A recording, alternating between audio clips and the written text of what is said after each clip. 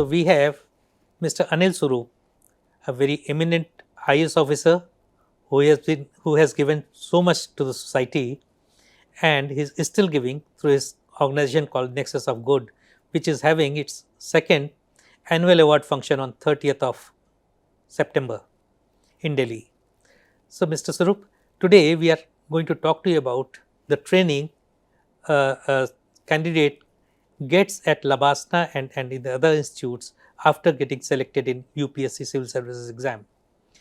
So, welcome, Mr. Swarup, once again, and tell us about what kind of training the candidates selected in UPSC are imparted, and is it appropriate? Is it adequate? In my time, training used to be slightly different from what it is now. I think they've improved quite substantially. There's a lot of case studies that are taken up for consideration.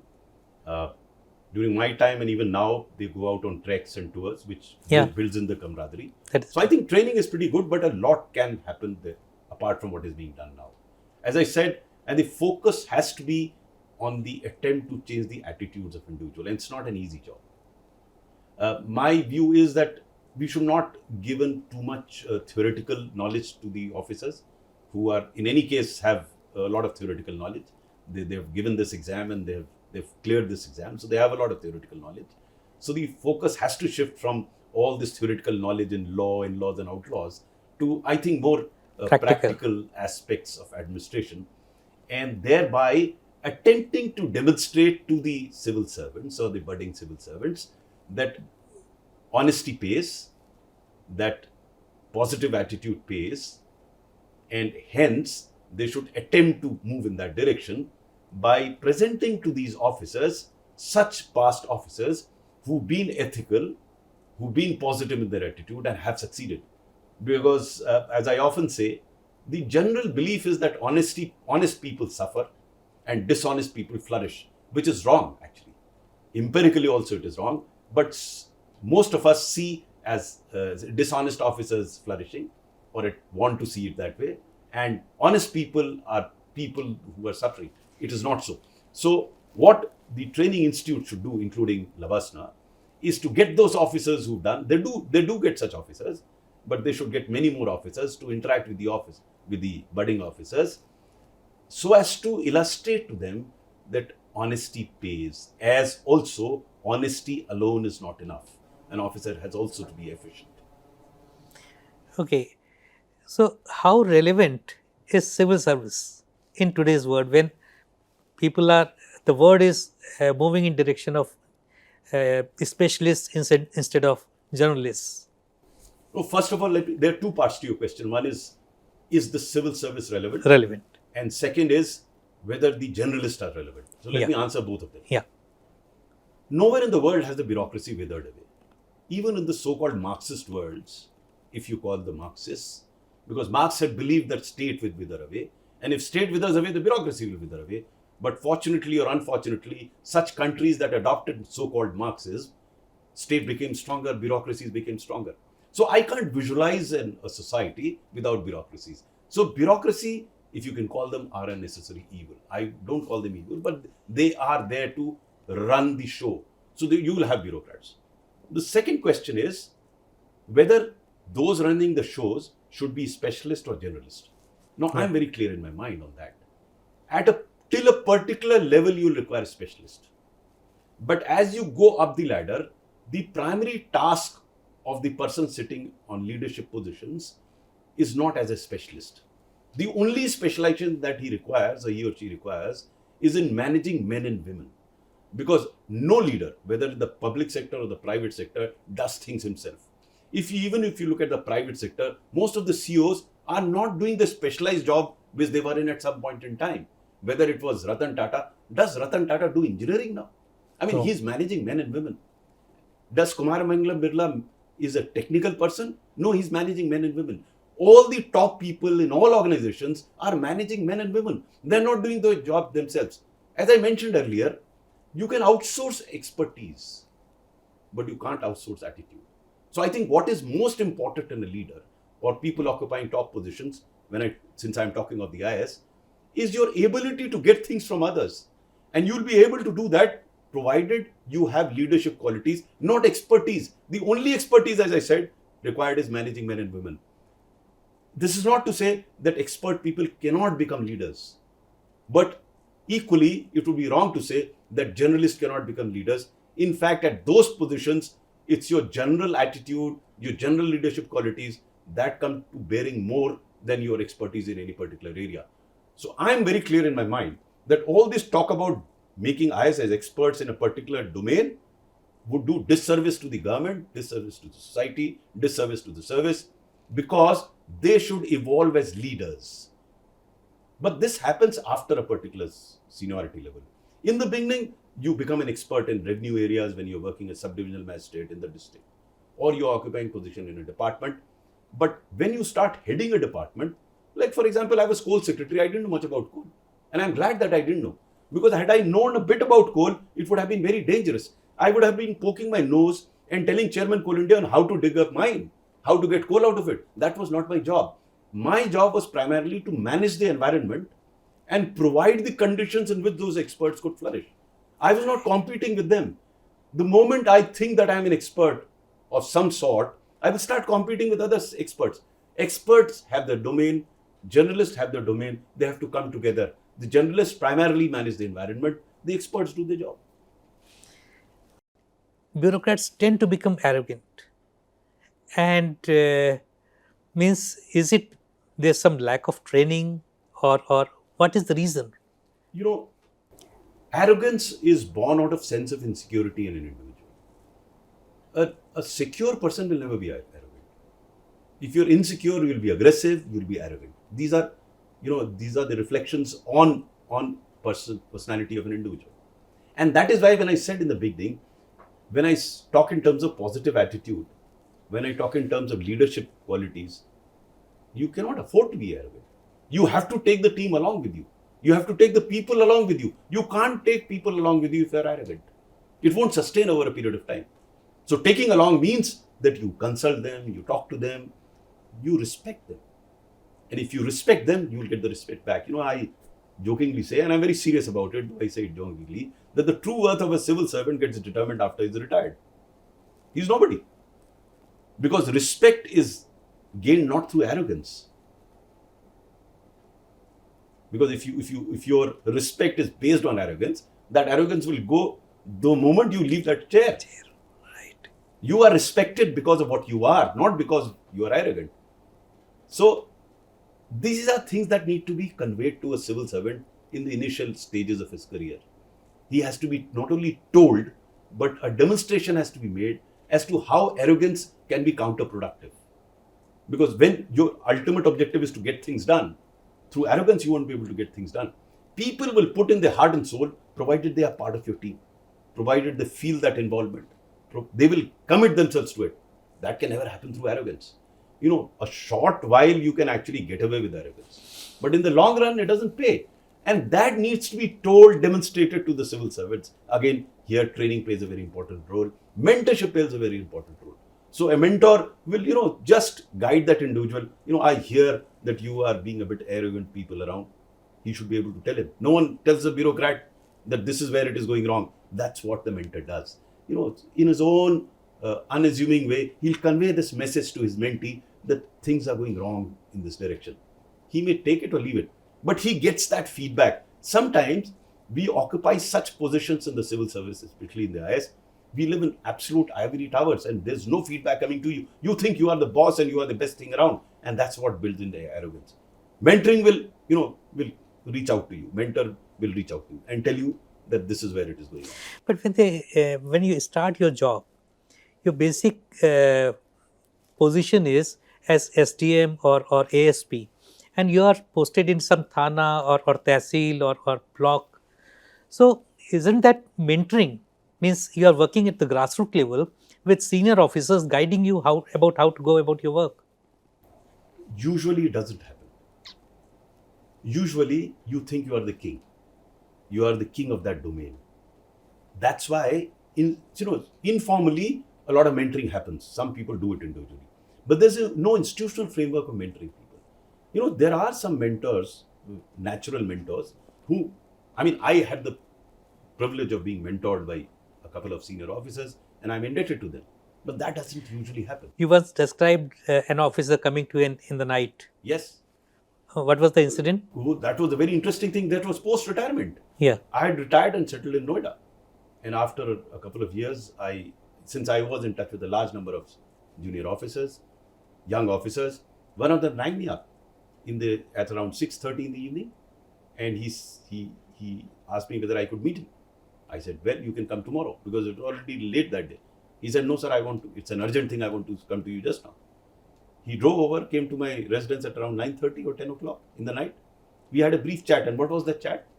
He tells me, sir, in my subdivision, there are some youngsters going around in the villages shouting communal slogans. And I stopped them. And when I stopped them, I get a call from the state headquarters not to stop them. What should I do? That's the question he asked of me. I said, what should you do? He said, I should stop them. Then I asked him, are you aware of the consequences of this action? He said, yes, sir. I said, what? He said, I could be transferred. Then I asked him, are you okay with the transfer? He said, I am absolutely fine with the transfer. Conversation is over. He goes back, stops them. Within, I think, 48 hours, he gets transferred. He goes to another subdivision elsewhere in the state. 3 months down the line, he rings me up from there. Sir, I did the right thing there. I said, why? I said, here I have got a reputation that he does not stop anywhere. If anybody is doing any wrong, irrespective of his political affiliations, he'll take action against him. So that has helped me. It may or may not have helped me. You also faced a similar situation when you were district magistrate of Lakhimpur. Oh yes, what he told me reminded me of my own experience some time back. I recall that this was 1990-91 when Babri Masjid agitation was going on, Ram Mandir agitation, and the situation was pretty tense in the district. Fortunately, because of the reputation that I had, there was absolute quiet in this district. There was no problem. We did not have to impose curfew as compared to other districts surrounding my district in Lakhimpur Kheri. But an unfortunate incident happened. A person was murdered. So the district president of the ruling party wanted to take out a funeral procession. So I told him, this is your own government. There will be communal riots if you do that. And there will be law and order situation. He insisted that I want to take it out. So I arrested him and put him behind the bars. Sure enough, late in the night, the chief minister rang me up and asked me, Anil ji, क्या किया आपने? हमारे अध्यक्ष जी को बंद कर दिया. हमने कहा, हाँ साहब किया तो है. He said, क्यों किया? So I explained to him. नहीं, उनको छोड़ा नहीं जा सकता. कैसे छोड़ सकते हैं उनको? मैंने कहा, साहब उनको छोड़ेंगे तो राइट हो जाएगा. मेरा सुझाव ये है कि आप उनसे बात करें फोन से, या कोई सीनियर आदमी बात करे, उनसे कहिए क्या कर रहे हैं, क्यों निकाल रहे हैं. So chief minister appeared dissatisfied. He banged the phone down. So I was sure that I would be transferred out of the district. Next morning, I get a call that this gentleman, the district president, has agreed not to take out the funeral procession. So I released him. I had nothing personal against him. A few months down the line, the same chief minister was annoyed with me, awarded me as one of the finest collectors in the state. So it happens. As I gradually understood during my career, I have absolutely no control over results. I did what I thought was correct, and I was prepared for the consequences, whatever those consequences were. So is the reputation you earned in Lakhimpur continued with your it helps, remained with your entire career? Reputation may get destroyed by an incident, but it gets developed over a period of time through repeated set of incidents. I developed this reputation of a person who did what he thought was right rather than doing what others thought was right. And I was prepared to pay the consequences, pay the price for the consequences of whatever I thought was right. I may have been wrong, because as I write in my book, Ethical Dilemmas of a Civil Servant, they were not all decisions that I took were right. I committed mistakes, but I learned from those mistakes, and I paid the price for whatever I did. There are two kinds of corruption: moral corruption and financial corruption. And basically, the political government likes the pliable bureaucracy, people who are amenable to all kind of decisions. In such a situation, how do honest bureaucrats survive?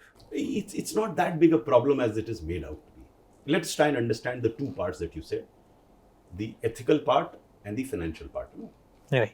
Anything wrong financially, legally is wrong. So if a bureaucrat does it, then he should be prepared to pay a price. He'll get caught today, tomorrow, thereafter. Right. So I'm not discussing that, because the wrong is a wrong, which is illegal is wrong. The problem comes in the gray area, where it is not neither wrong nor right. When you talk of pliability, the politician is expecting the officer to do something which is not wrong. Which is not right. No, right meaning thereby, if it is illegal, there is no question of doing it. Yeah. But thereafter, there's the ethical issue, which you think is wrong and he thinks is right. Yeah, exactly. Right? So that's the gray area. Again, I'm repeating it because there should be no confusion on this front. If a politician is asking me to do anything illegal against the law, then there is no discussion on that. It has not to be done. Right. The problem arises, the dilemma arises, where you think that it is wrong, but he thinks it is right. So how do you approach that? So in that sense, and I'll give you an example, concrete example to illustrate it, but let me explain it this way. Your job is to explain as well as you can to your political master why you think it is wrong. It is not illegal, but you think it is wrong. As well as you can. If the politician overrules you, then you should go and implement that. Then you should not come up with your own philosophy, because all of us have philosophy. I'll give you an example. A politician comes to me and asks me to transfer a particular officer. Yeah, right. Okay. Now, transferring an officer is not illegal. Right. But it may be unethical in the sense that similarly placed officers are not getting that benefit and he's getting it. So this is the gray area. Here what I used to do was, and I did that I used to try and convince my minister or whoever political decision maker is, that this will have this consequences. And it may not be good for the morale of the people. I would explain to him. He sometimes agrees, sometimes disagrees. There were cases when he agreed with me. There were cases when he disagreed with me. If he disagreed with me and he still insists on that transfer, my next step would be, sir, can I frame rules under which every officer who falls in this category gets transferred? This is the second step. So I'm trying to find solutions. I'm not appearing to blocking. I'll give you a concrete example. As additional registrar cooperative societies, which is a highly political organization, every officer and his wife, if they were both in service, they used to go to a politician to get themselves transferred to one place. And what they're seeking is a genuine thing, husband and wife coming together. But since we did not have any provision, and I, being very ethical, said I will only go by the principles of transfers, I will not keep you together, I transfer them separately. He goes to a Neta. Neta puts pressure on me and I put them together. So what did I do? I did that in cooperative society, and it stands even today after 35 years. Formulated rules. Formulate the system that anyone, husband and wife, posted separately, these conditions being fulfilled will be posted together. So the job of the civil servant is to organize it. Now, it may not work in all the cases. In some cases, you may still be overruled. But then we live in a democracy. Now, let me explain it further. Most of us civil servants confuse between compromise and accommodation. We feel that everything that the politician asks me to do is a compromise, which it isn't. I have to put myself in his shoes and then see if I can accommodate the politician. And accommodation is not in sense of anything illegal. It is legal. He's asking me to transfer an officer. Now, can I accommodate him? And can I convince? So, if I accommodate him, then the chances are that politician will listen to me when I tell him that this is not correct. Right. And when I say not correct doesn't mean it's illegal. Yeah, I'm not discussing illegality at all, because I will not do it. And I have done that through my career. If it's wrong, I will not do it. There is something called a grey area, the ethical part, where the law is not clearly laid down, but you are asked to do. So when you say pliable officer, the pliability is in the context of illegality or the grey area. If it is in the context of illegality, the officer has to beware. He'll run into problems. But if it's pliability in the sense of the grey area, then the next step should be to work out a system so that the next chap doesn't have to go to a politician, it gets done. So it can be done. I mean, we unnecessarily make it complex. I did that throughout 38 years. So if you develop a reputation of an officer who does not obstruct everything, you don't develop a reputation that whatever I say, he stops it. I did that in the beginning of my career. In my next book, Encounters with Politicians, I'm talking about that. How in the beginning of my career, I thought everything that the politician told me was wrong. And I was wrong, actually. There's so many things that he said was right. And so many things were not illegal, could be accommodated. So if you do that, then you develop reputation of an officer who's efficient. And I keep saying, That reputation is very important of efficiency. Honesty alone is not enough. Honesty is a necessary condition, but not a sufficient condition for a good officer. You have to deliver. You are paid to deliver. And if the politician is expecting something from you, which is not illegal, then you first make an attempt to see if it can be done. Then you will develop a reputation of man who does it. Believe me, in the last 20 years of my career, no one came to me for a wrong work. No one. Except in one case that he was an industrialist and he's in limelight these days. Apart from that, no one came to me for any favor which was patently wrong. Then it was grey area where I used to see if I can develop a system so that others can benefit. If you believe that dishonest people are not getting caught, when you do get caught, don't say that others were not caught. You have to face the consequences. However, the fact is that you are not informed. You are not sufficiently informed. 2 chief secretaries of the state from where I come from, UP, were sent behind the bars for corrupt practices. So for you to say that dishonest people don't get caught, everyone doesn't get caught. Every dishonest person doesn't get caught. Every murderer doesn't get caught. Every criminal doesn't get caught. But that doesn't mean crime is right. It is wrong because many of them do get caught. And my friend, there's so many officers who actually got caught committing such a crime. So beware. But the choice is yours. You can decide to be corrupt. When you get caught, please don't then say that other corrupt are not getting caught, because not everyone gets caught. If you're lucky, you won't. There are 2 words, civil servant and red tape. How do you see these 2? It is unfortunate that civil service has come to be associated with red tape. In fact, civil servants should be facilitators. Civil servants should be enablers. That gives them their worth. Because if they are there to stop things, then they are doing disservice to the primary cause for which they are civil servants. By definition, civil servants have to serve. And if you're stopping that service through that red tape, you're not a civil servant. So, and by the way, this is not something out of morality or high principles. No, it's practical. It is practical to be efficient. It is practical to be facilitator. Because if you be that, then you develop a reputation of a person who's helpful. You know, I look at it slightly philosophically that God has given me this opportunity to serve. Can I derive a sense of satisfaction by helping these people? And if I can do that, I think I would have done my job. It would have given me enormous amount of satisfaction. You asked me this question in the beginning. Why do you want to be an IAS officer? Here lies the answer.